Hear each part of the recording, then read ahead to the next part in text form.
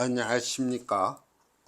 오늘은 원효제 명리산책 걸록격의 예시를 놓고 보충 설명을 드리도록 하겠습니다. 자, 여기 제가 세 명조를 예로 들어놨습니다. 이 명조를 통해서 걸록격의 모습을 한번 살펴보겠는데요. 우선 이 셋은 다 걸록격이 됩니다. 여기 첫 번째 사주에서 기토가 5월에 태어났죠. 이 5가 기토의 록이 됩니다. 걸록이 되는 거죠.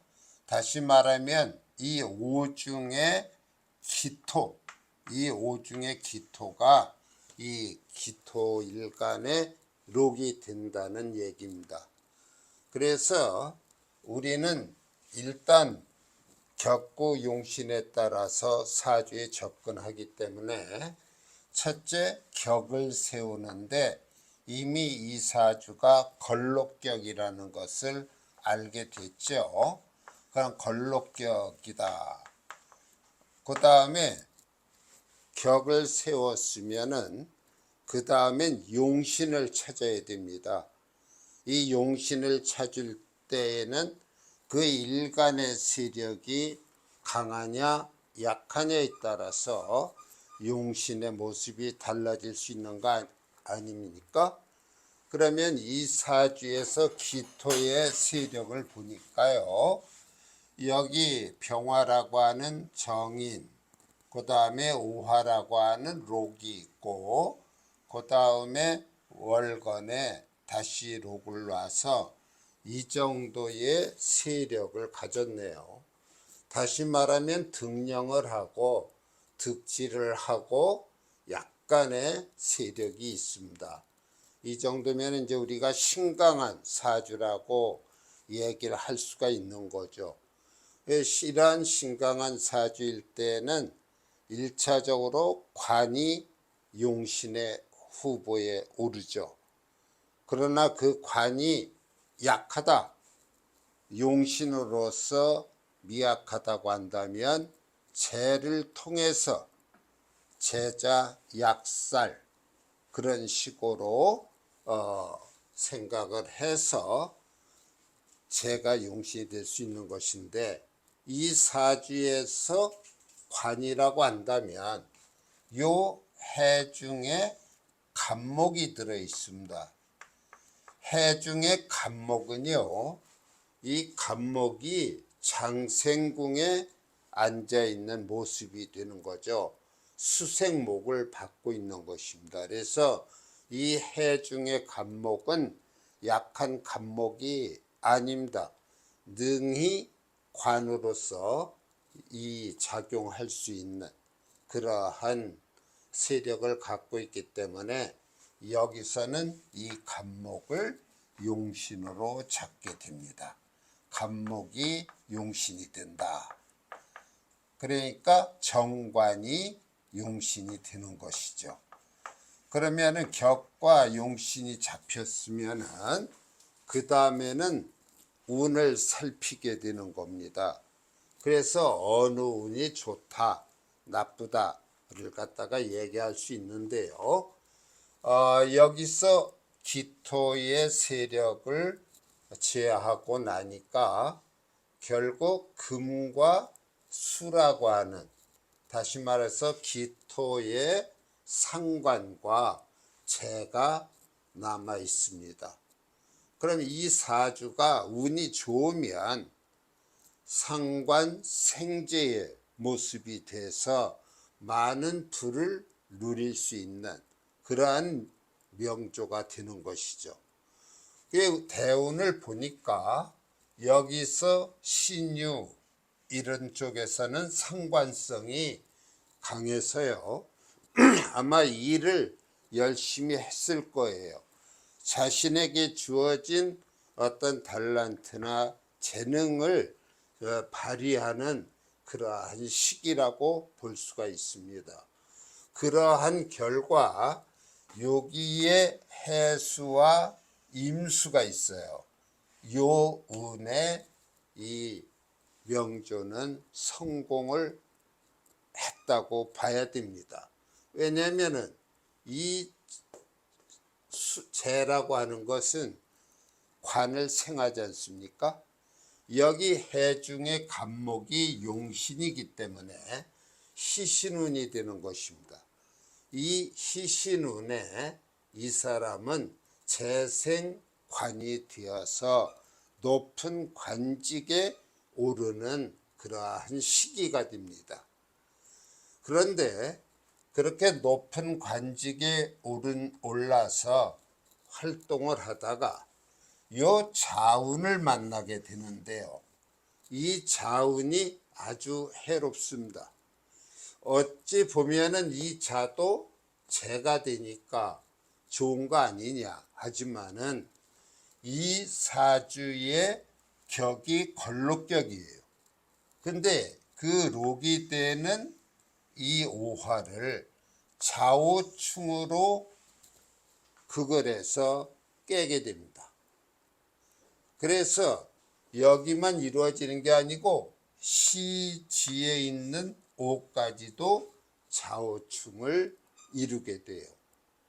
결국은 이 격이 파괴됨으로 인해서 이 기토일주는 걸록격의 모습을 이루기 어렵고 파격이 되고 심하면 이 격을 깨므로 인해서 사망에까지 이를 수 있는 그러한 운이 되는 것입니다. 그래서 이 사주는 그래도 걸록격으로서 이 해대운과 요 임대운에 어떤 정점을 찍고 급히 하강이 된 그러한 명조라고 볼 수가 있습니다. 걸록격의 하나의 전형적인 그러한 모습을 띠고 있는 그런 사주가 됩니다. 그 다음에 이 두 번째와 세 번째는 연월일이 같습니다. 시주만 차이가 있어요.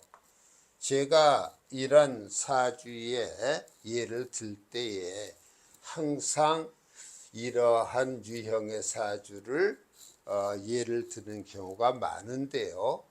그것은 이 사주 8자, 8자 중에 한 자만 틀려도 그 명조의 주인공의 삶은 아주 격차가 큽니다.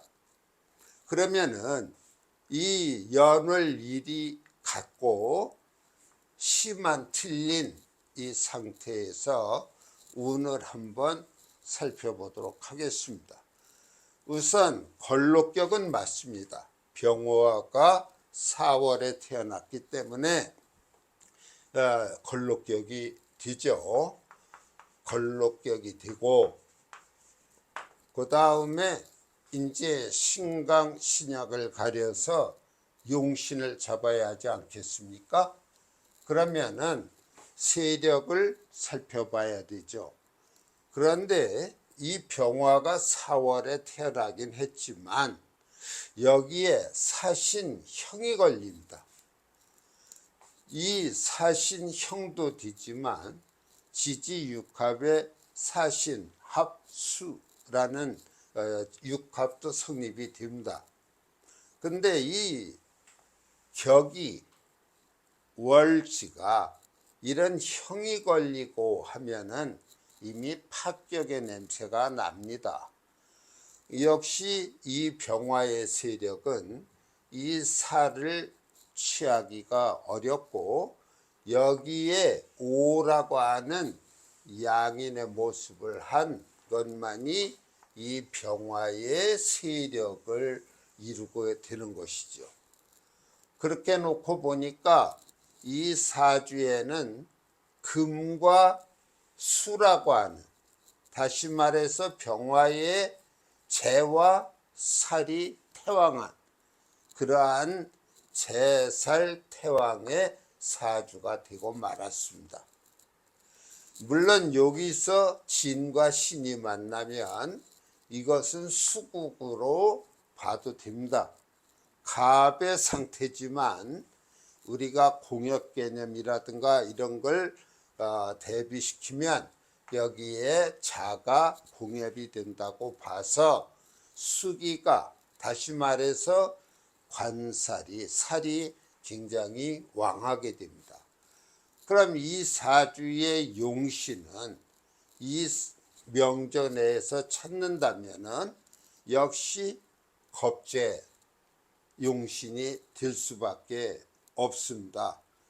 이 오화는 화극금으로서 병화의 재를 갖다가 약화시키고요. 또한 이 수기와 맞서려고 하는 그러한 기질을 보일 것입니다. 그래서 운을 보니까 여기에 오미운이 흐를 때에는 그래도 병화가 어느 정도 그저 먹고 살만한 그러한 운이었다라고 볼 수 있는데, 그 다음에 신과 신운이 왔어요. 근데 여기 제가 잘못 썼네요. 유가 여기 보면은 의류가 되겠네요. 의류가 돼서 여기 금운이 이렇게 놓이게 돼요. 그러면은 그러잖아도 신약하면서 재살이 많아서 탈인데, 이러한 재운이 더해지게 되면 운이 아주 나쁜 것이죠. 그 운이 나빠서 결국은 이 명조는 이 신에 여기서 사신이 걸리게 되고, 또한 수기가 더해지는, 재가 강해지는, 재살이 태왕해지는 그러한 상황이 돼서 결국은 이 사주는 여기서부터 기울기 시작해서 이 유금이라고 하는 운을 견디지 못하고 세상을 떠난 사주가 됩니다. 그래서 이 명조의 경우 이 임진이라고 하는 것, 이것이 하나도 도움이 되지 않는 그러한 시주가 되어버립니다. 근데 이 사주를 보면은 세력이 이 을 위까지 포함합니다. 그리고 4, 5까지 이렇게 돼요. 4, 5, 미 이러한 화국을 형성합니다. 이때 이 사주는 이번의 명조와 달리 신강한 사주가 되네요. 신강한 사주가 되니까 웬만한 재와 관은 두려움이 없습니다. 그래서 이 사주에서는 충분히 재를 용신으로 쓸 수 있어요. 왜 그러냐면은 여기에 을목은 인수고요, 경과 신금이 이 사신에 뿌리를 내려서 이 재 또한 튼튼합니다. 그래서 이 사주에서는 이 금이 용신이 되기 때문에 비록 이 오와 미운에는 별 소득이 없었지만 여기 신유운에서 이 술에서는 신금이 있습니다만은 이것은 가면은 화로 갈 경향이 많지요. 그러니까 결국은 이 신유운에서 성공을 하게 됩니다. 그러니까 두 사주를 놓고 보면 이 사주는 신유운의 죽음에 이르는 그러한 사주가 되었다면 이 사주는 신유운에 대발하는 그러한 사주가 되었다는 것이죠. 이렇게 사주에서는 한 자만 차이가 있어도 그 운명의 길은 아주 전혀 다르게 됩니다. 이 사주의 경우에 대해서 보충을 드린다면은 이것은 처음에는 4와 5로 놓고 본다면 이 사주는 약하지 않습니다.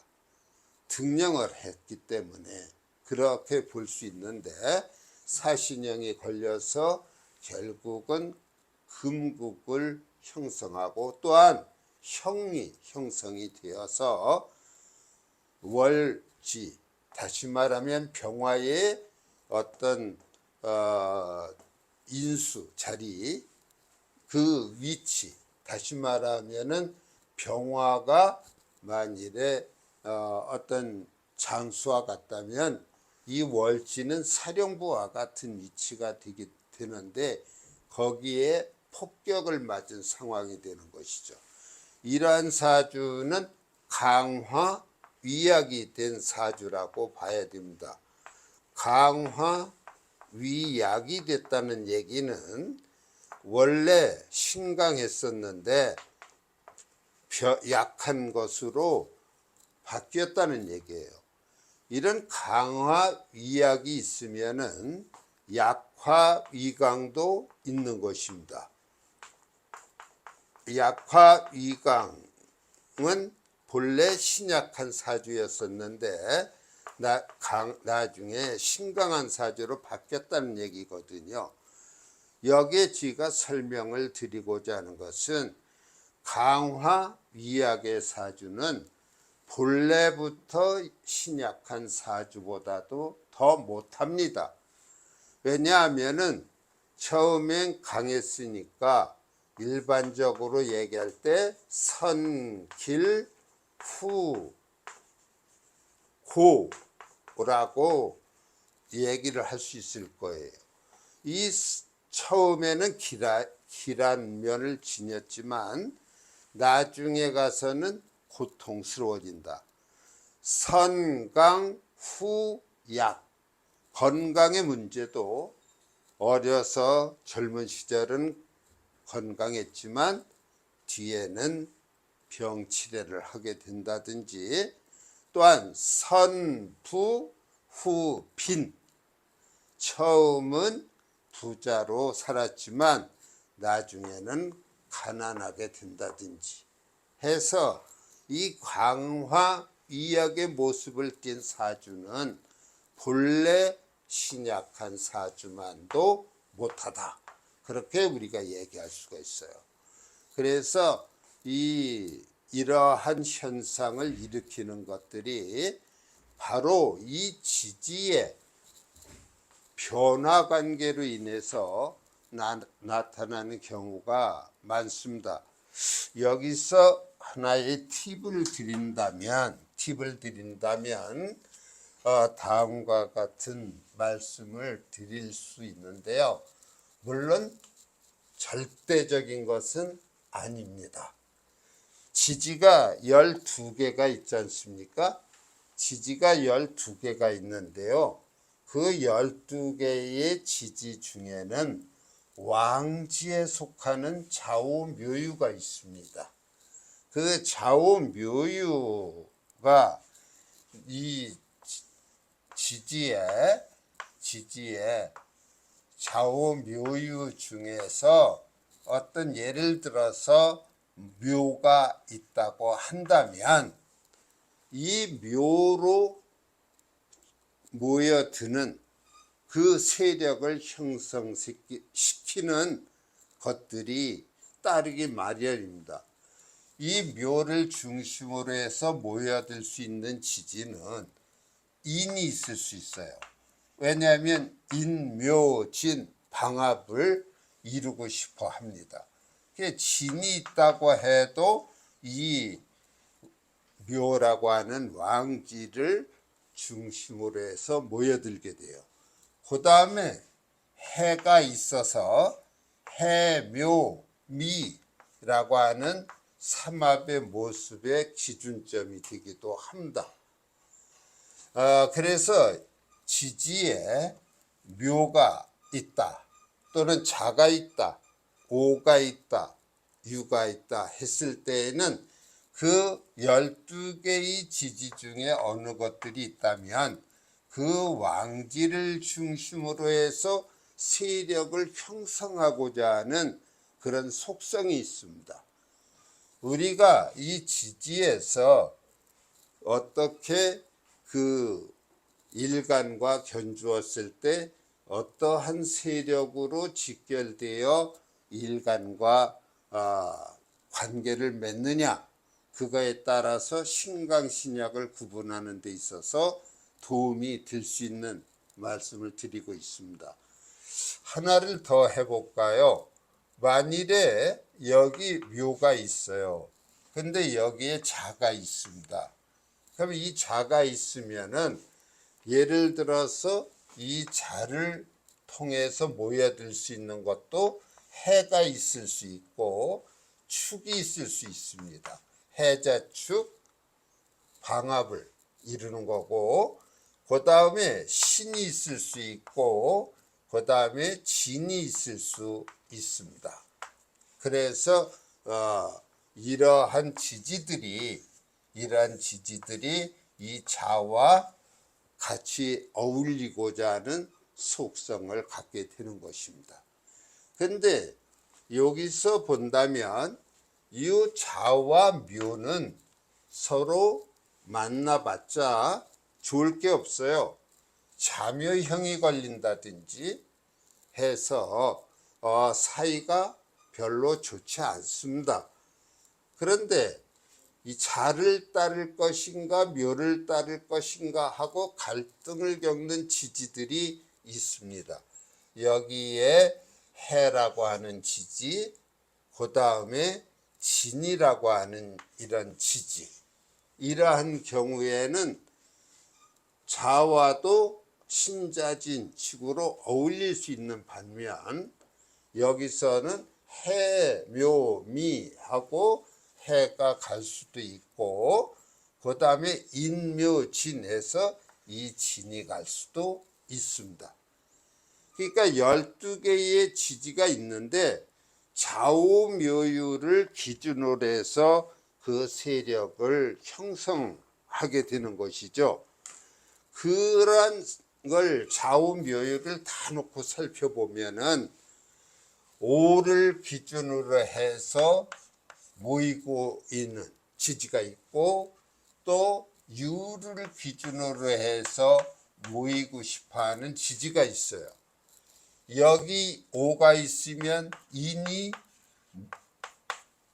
술이, 그리고 사가 있고 미가 있습니다. 이런 식으로 인옷을 사오미 해서 모이고 싶어 하죠.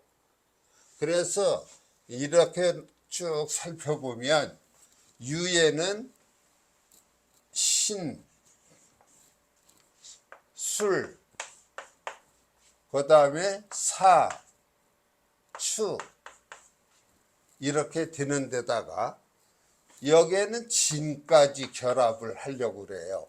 진유, 합, 지지, 육합 있지 않습니까?